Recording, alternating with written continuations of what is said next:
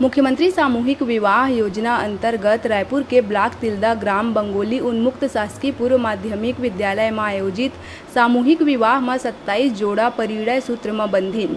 कार्यक्रम के मुख्य अतिथि धरसींवा विधायक अनिता योगेंद्र शर्मा हा वर वधू ला सुखमय जीवन के आशीर्वाद दीहिस। सामूहिक कन्या विवाह में शामिल जोड़ा मन ला उपहार सामग्री और 1000 रुपया नगद प्रदान करे गई।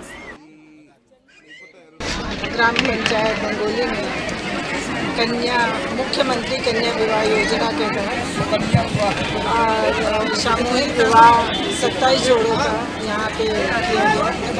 और माननीय मुख्यमंत्री जी का जो सोच है कि वो परिवार को आर्थिक रूप से जो लोग कमजोर हैं उनको आगे बढ़ाने के लिए माननीय मुख्यमंत्री जी लगातार प्रयास कर रहे हैं।